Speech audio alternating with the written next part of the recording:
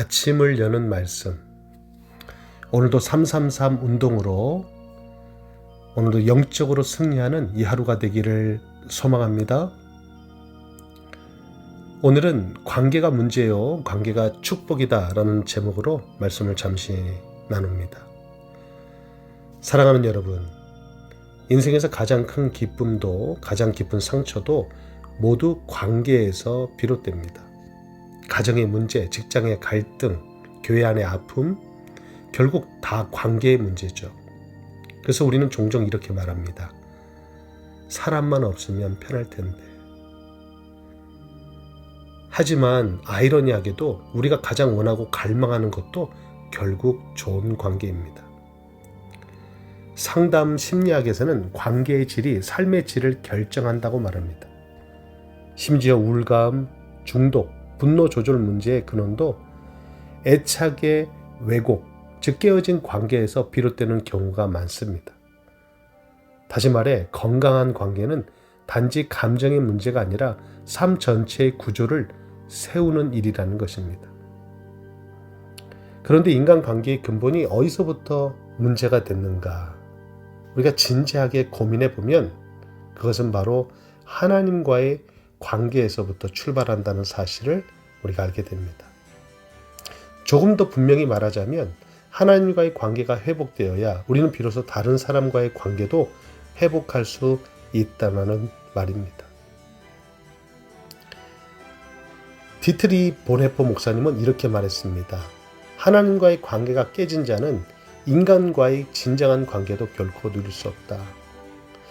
우리가 사람과 갈등하는 진짜 이유는 사실 그 사람 때문만이 아니라 하나님과의 관계가 어그러졌기 때문일 수 있습니다. 하나님이 주시는 정체성, 수용, 용서와 사랑을 받지 못하니 자꾸만 사람에게서 그걸 끌어내려 하고 결국 더 깊은 갈등에 빠지게 되는 것이죠. 한 상담 사례를 나누겠습니다. 오랜 시간 어머니와 관계가 끊어진 한 여성은 자신도 모르게 모든 인간관계 속에서 늘 거절감을 경험하며 살아왔습니다. 상담을 통해 그는 자신의 내면에 있는 하나님에 대한 오해를 발견하게 된 것입니다. 하나님은 그를 외면한 적이 없었고 오히려 가장 깊은 상처 속에서 함께 울고 계셨다는 진리를 깨닫자 그의 인간관계도 회복되기 시작한 것입니다. 어머니를 다시 용서하고 자신도 용납할 수 있었던 것이죠. 우리가 잊지 말아야 될 한 진리가 있습니다. 인간관계는 수직적 관계의 반영이라는 사실입니다. 하나님과 화목하면 사람과도 화목할 수 있다는 것이죠.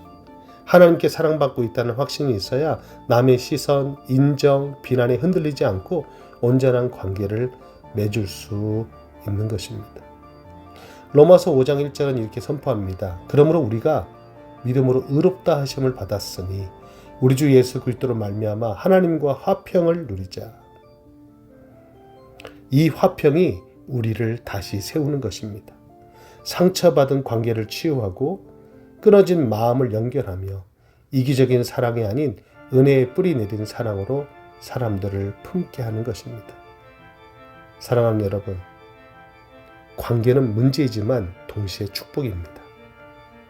우리가 맺는 모든 관계의 열쇠는 하나님과 나의 관계 안에 있다는 사실, 여러분 명심할 수 있기를 바랍니다. 오늘도 그분 안에서 먼저 회복되십시오. 그러면 모든 관계도 새로워지게 될 것입니다. 함께 기도하겠습니다.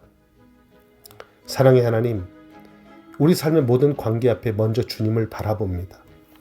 문제가 많은 이 세상에서도 주님과의 관계만은 흔들리지 않게 하여 주시고 우리가 사람에게서 받지 못한 사랑을 주님께 먼저 받아 누리게 하시고 내 안의 상처로 인해 또 다른 사람을 상처내지 않게 하옵소서. 하나님과 화평을 누릴 때 이웃과도 화목할 수 있음을 믿습니다. 먼저 용서하고 먼저 사랑하게 하시며 은혜로 관계 맺는 사람 되게 하옵소서. 우리의 마음을 새롭게 하시고 우리의 관계를 치유하여 하나님의 사랑이 우리의 삶과 공동체 속에 흘러가게 하옵소서. 예수님의 이름으로 기도드립니다. 아멘.